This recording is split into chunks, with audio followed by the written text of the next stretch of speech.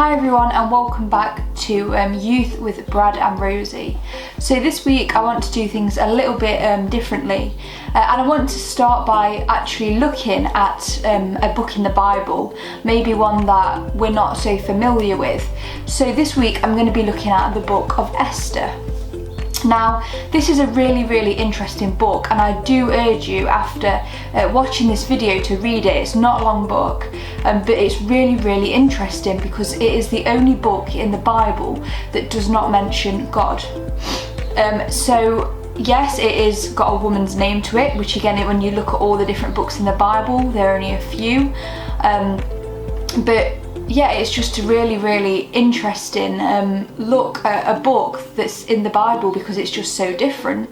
And some people actually argue that it's not real life, that it's actually just kind of a story that's been made up and put in there, where other people argue that no, it actually did happen, and it's an account, but the author of the book is actually anonymous. So do read the Book of Esther afterwards and kind of see what your opinion is of it.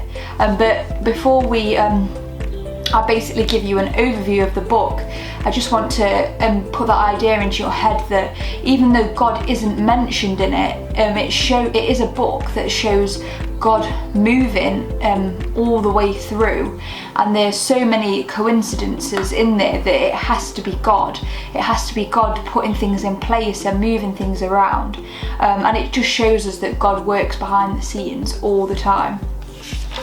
So in chapter 1 and chapter 2, we begin by getting introduced to the King Xerxes, and he gets drunk regularly, and one day he had a banquet and he was really drunk, and he wanted his wife, Queen Vashti, to come and show everybody all of her beauty, and she turns around and she refuses to go. She says, I'm not going to this banquet. And because of that, he makes a decree the next day that says that masters should be in charge of their household, so that basically he would be able to tell her to go and do something in future. And she didn't like that and she left, and so the king is on a lookout for a new queen. So he holds a beauty pageant where loads and loads of people come, and he chooses who's the most beautiful and who he wants to be his queen. And this is where we meet Esther, and we hear about Mordecai, her uncle. Now Esther goes to the beauty pageant, and she's so beautiful, and the king says that she's so beautiful, and he wants her to be his wife. But the problem here is that she kept quiet that she's a Jew, which causes all sorts of problems later on in the story, as I'll get into that. So Esther and Mordecai are both Jews. So Mordecai is walking around one day in the city, and he hears two guards talking about plotting the king's death.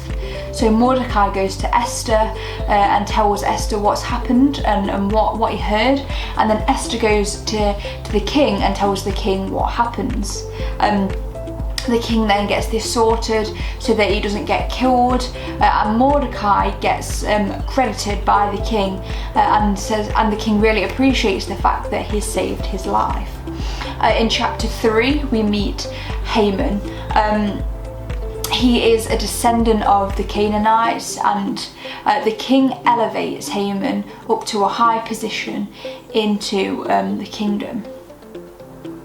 But the thing is with Haman, he wants everybody to bow down to him because he thinks he's wonderful and great, and Mordecai refuses to do this. So Haman gets really angry and decides to take a decree out, and that says that he's going to have all the Jews murdered in, I think it's about 11 months time from there. So Mordecai and Esther are the only hope really for the Jewish people, for them not to get killed, because they are two Jewish people. Yes, they're hiddenly Jewish, or Esther, and they're the only people inside the palace, and that's known with the king, that could stop this from happening. So they decide to make a plan, Esther and Mordecai do, and Mordecai persuades Esther to be part of this plan, and they decide that Esther will tell the king that she is Jewish, which is a huge thing because she could be murdered because in 11 months' time because she is a Jew. But the problem is Esther can't just approach the king, because the king, you can get killed without requesting to see the king. Just going to see him is really, really dangerous. And at this part of the book, Mordecai says to Esther, if maybe this is why you've become queen, to basically save the Jews, maybe this is why it's happened like this. And Esther then shows bravery and says, if I perish, I will perish. So Esther holds a banquet and says to the king and Haman, tomorrow I want to present a request to you at a second banquet.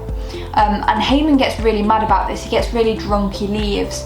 And when he leaves, he sees Mordecai, and obviously he doesn't like Mordecai. So he commands that a stake is made. So the next day, Mordecai will be impaled on that stake. In chapter 6, it tells you about the king sleeping, and he can't sleep for whatever reason. So he asks that the royal chronicles are read to him, and when these are being read out, he remembers that Mordecai saved his life.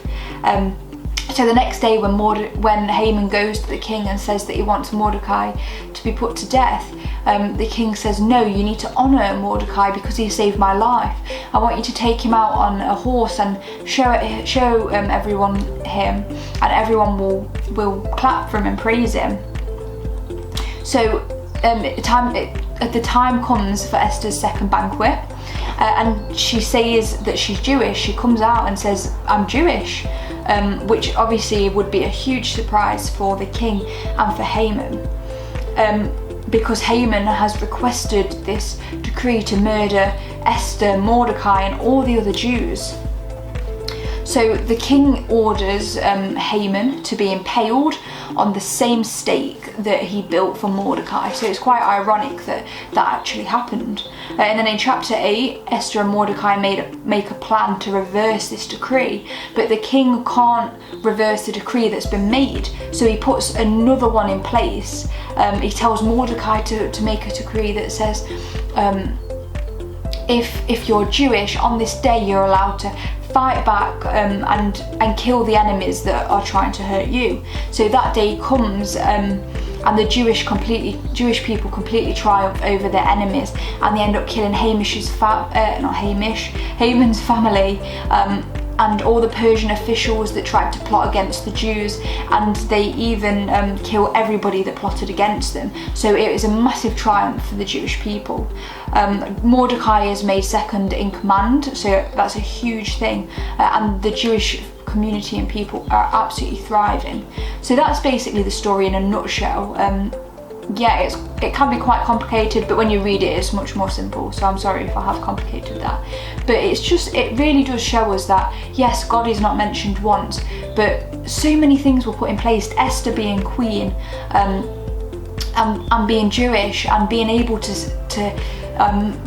stop that or just be part of that. The fact that Mordecai overhears the guards talking about plotting to kill the king, and he can get his way in with the king that way by saving his life, and Haman being killed, just that does save the Jews, and then another decree being made, and everything just falls into place that just saves the Jewish people. So basically what I want you to take from this story is that, yes, God might not be seen every single day for us. We might not see God in the hard times and the troubling times, but actually He's constantly working behind the scenes, even if we don't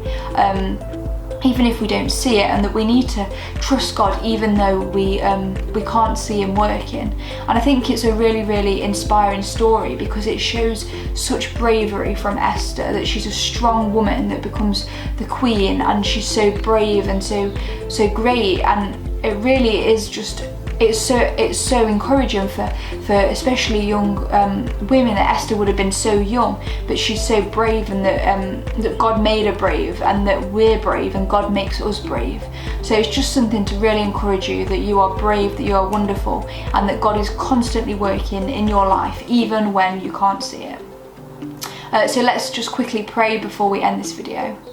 Father, thank you so much that we have your word and the Bible with such wonderful stories in.